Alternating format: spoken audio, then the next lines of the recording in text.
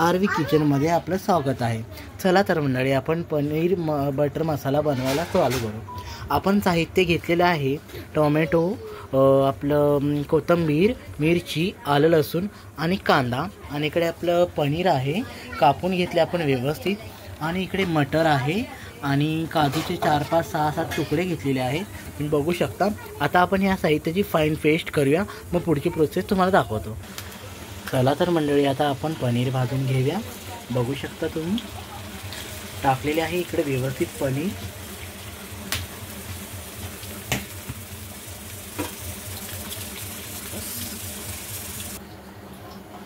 हा आहे आलं लसूण मिरची कोथिंबीरचा पेस्ट, थोडा जाडा वाटलेला आहे।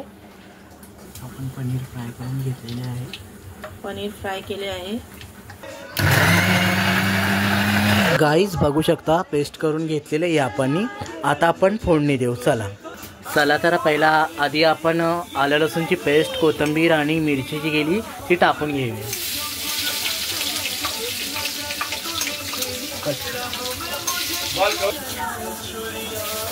आपण हे वाटण केलेलं मिश्रण करून घेऊया आणि अगदी तेल सुटेपर्यंत आपण परतून घेऊया। आपण इकडे लाल मिरची पावडर घेतलेली आहे, इकडे हळद घेतलेली, आणि इकडे आपण पनीर मटर मसाला घेतलेला आहे, तो थोडा जास्तच घ्यायचा आहे। आता आपण हे धुतलेले मटर टाकून घेऊया, चांगले व्यवस्थित धुवायचे।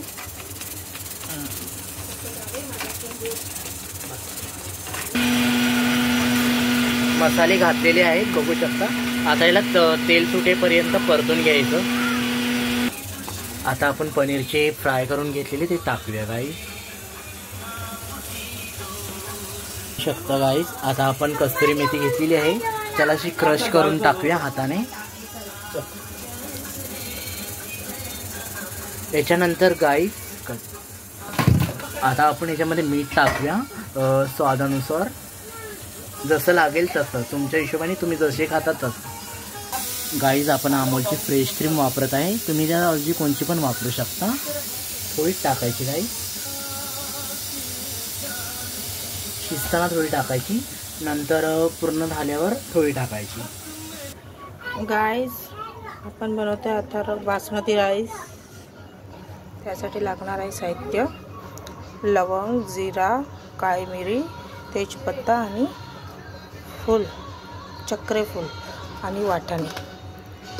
तेल गरम झाले गाईस, आपण त्यात लवंग,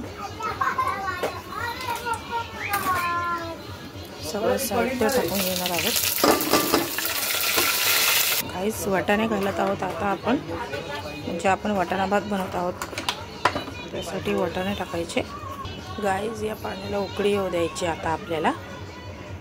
झालं गाईस, चवीनुसार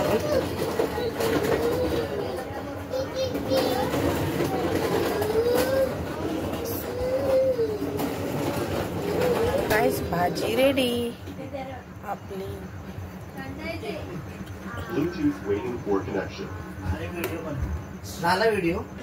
सो गाईज, आपला जिरा मटर राईस इकडे रेडी होतोय, ऑलमोस्ट डन झालेला आहे। आपण लो फ्लेम केलेली आहे, तुम्ही बघू शकता। आता शिजत आहे भात, नॉर्मल लो फ्लेमवर ठेवलेला आहे।